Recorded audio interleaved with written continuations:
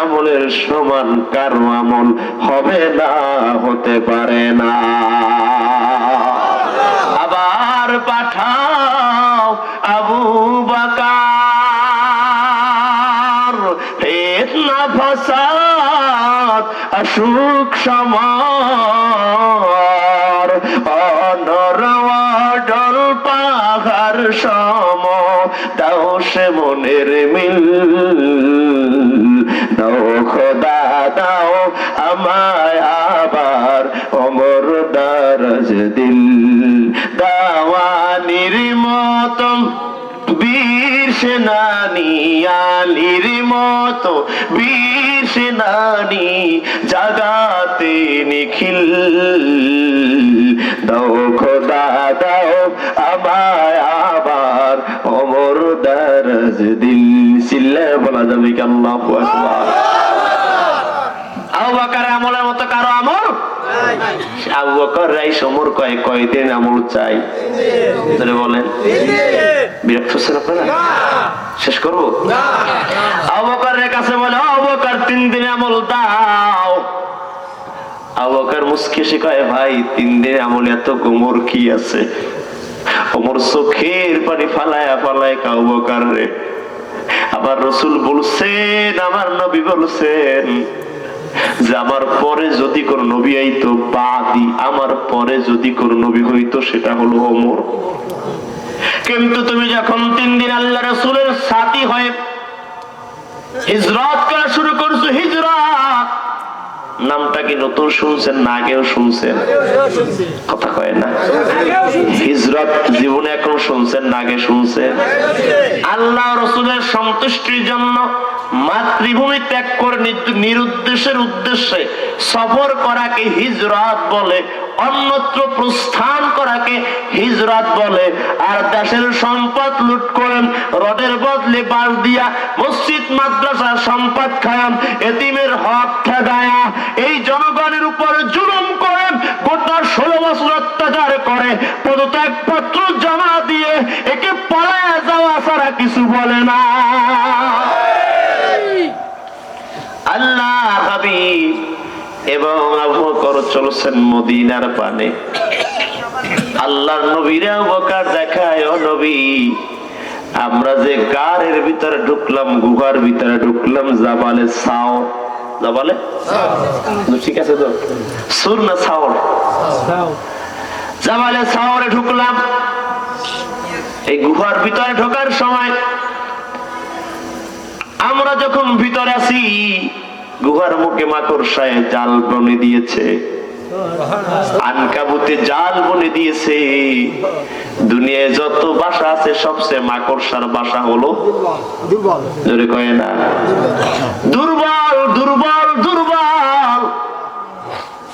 ও বন্ধু, তেমন করে তোমার ক্ষমতায় দুনিয়াটা আল্লাহর কাছে মাকড়সার জালের মতো। আবু বকর কয়, নবী তাকাইছি, অমুক কাফেরের পা দেখা যায়, অমুক কাফের এই দেখা যায়। ওর পা দেখলে বুঝতে পারে অমুকের পা, পদচিহ্ন দেখে বুঝতে পারে অমুকের কণ্ঠ শুনতে পারলাম। ও নবী, আমরা ধরা পড়ে গেলাম, আর বুঝি বাঁচবো না, আর টিকতে পারবো না। আপনার জীবনও চলে যাবে, আমি আবু বকরের জীবনটাও চলে যাবে।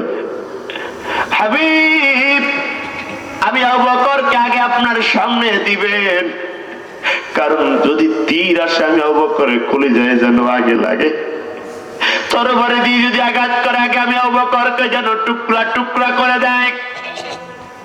ইয়া রাসূলুল্লাহ, ও ইয়া হাবিবাল্লাহ, আমি আবু বকর জিন্দা থাকা অবস্থায় আমার নবীর দেহ মুবারকে যদি বিন্দু মাত্র আঘাত লাগে, আমার আল্লাহ আরশে আজিমে বসে সহ্য করতে পারবে না।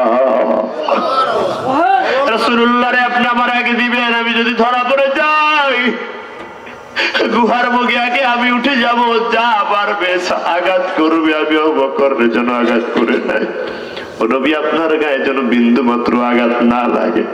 আল্লাহ ডেকে ডেকে কয় ও জিবরাইল আর করা যাবে না দেরি, চলে যাও তাড়াতাড়ি আমার নবীর জানায়া দাও, তার সাথে সাহাবীরও জানায়া দাও, লা তাহজান, ভয় পেও না, ভয় পেও না, ইন্নাল্লাহা মা'ানা।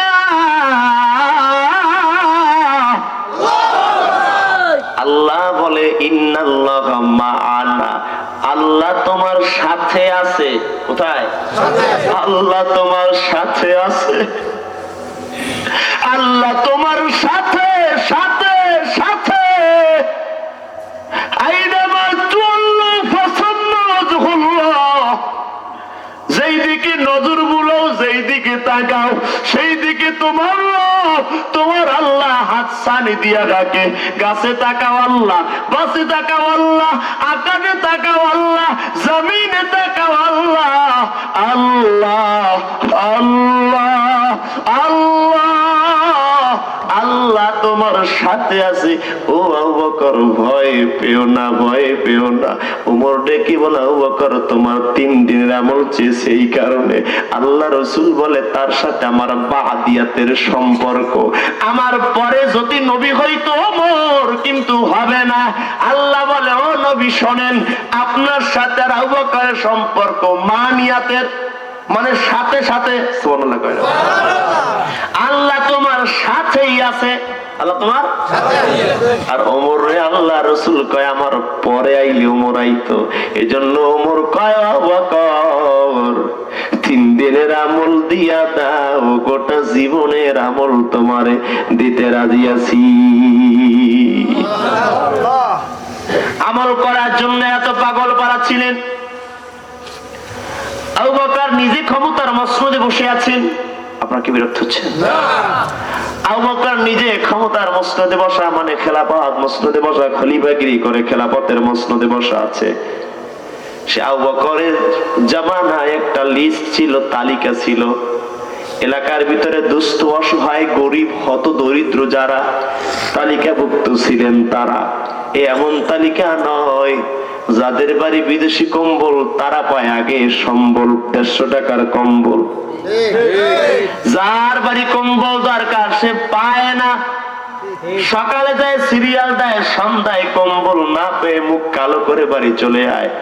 কম্বল পায় সে, এরকম 1000টা কম্বল কেনার যোগ্যতা রাখে যে।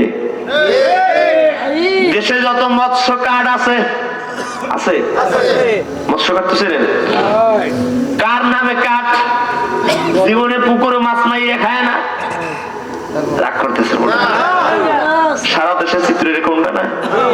এ যাইলা কি জীবনে পুকুরে মাছ ধরে নাই, এর নামে একটা, আর বাপের নামে দাদার নামে, পারলে আর মরা দাদার নামে একটা লেখে লাইতো, সুযোগ পায় নাই। চাল পায় একজন, আর ওই যে বিজিবি কার্ডের চাল পাবে যে অধিকার রাখে যে সে পায় না। এমন যদি পায় যে চাল তার ঘরে লাগে না, তাও নিজের এক নাম নয়, ঘরের ফ্যামিলি 5 জনের নামে 5টা বেশি না। আবু বকরের জামানায় একটা লিস্ট ছিল, তালিকা ছিল, যেই তালিকায় অসহায় দুস্থ গরিব মানুষের তালিকা, যাদের খেদমত করার জন্য কেউ ছিল না। আল্লাহর বান্দারা কান লাগান, 2টি পয়েন্টকে সামনে রেখে কথা বলি। একটা, ফালা তাকশাউহুম, খবরদার কাফেরদের ইহুদিদের ভয় পেয়ে নিজের আমল থেকে দূরে সরে যেও না। আর একটা হলো আমলের জন্য উৎসাহিত প্রদান করতে। আল্লাহ বলছে আজকের বিষয়ে, আবু বকর সেই তালিকা ধরে ধরে ধরে ধরে সুন্দর করে টানায় রাখছে, ঝুলায় রাখছে। একদিন ওমর চিন্তা করে যে আমল করলাম, জীবনে আমল নিয়ে বড় টেনশন ফিল করছি, এই আমল নিয়ে রবের দরবারে কেমনে দাঁড়াবো। ওমর তালিকাগুলো দেখছেন, নাম অমুক, অমুক সাহাবী তার খেদমতে আছেন, অমুক নাম তার, অমুক সাহাবী খেদমতে। লিস্ট ধরে ধরে ধরে ধরে শেষে একজন আল্লাহর বান্দি, বৃদ্ধা মহিলা, যার নামটা লেখা কিন্তু খেদমত কে করে তার নামের জায়গা খালি ঘর, শূন্য ঘর, ফাঁকা ঘর। ওমর বুঝলেন এই মহিলার খেদমতে মনে হয় কেউ যায় নাই। ওমর সকালবেলা ফজরের নামাজ আদায় করে খেদমতের জন্য রওনা হলেন। ঘরের দরজায় গিয়ে সালাম, বুড়িমা দরজা খুলেন, আপনার খেদমতের জন্য আমি ওমর হাজির হয়ে গিয়েছি। ঘরের দরজা থেকে আওয়াজ আসে, ওমর আপনি আমার খেদমত করতে চান, কিন্তু প্রতিদিন যে আল্লাহর বান্দা আমার খেদমত করে, একটু আগে সে খেদমত করে বাড়ি থেকে চলে গিয়েছেন। ওমর চিন্তা করলেন আমি খালি ঘর, কারো নাম নাই, কে এসে খেদমত করে যায়, ঠিক আছে আমি আগামীকাল ফজরের আগে আসবো। ফজরের আগে ওমর হাজির হয়ে গেলেন। বুড়িমা ঠিক কালকের মতো একই বক্তব্য, ওমর প্রতিদিন যে খেদমত করে যায়, আজকেও সে খেদমত করে একটু আগে চলে গিয়েছে। ওমর এবার মাথায় ধরে না কেমন খেদমতকারী, আমি আসার আগে তার খেদমত হয়ে যায়, কেউ দেখে না। ওমর পরের দিন আর একটু আগে ভাগে হাজির হয়ে বললেন, বুড়িমা আজকে আর কোনো ছাড় হবে না, আজকে আমি খেদমত করেই যাব। বুড়িমা মুস্কিয়ে শেখায়, ওমর প্রতিদিন যে আল্লাহর বান্দা আমার খেদমত করে যায়, সে আজকে রওনা হয়ে চলে গিয়েছে।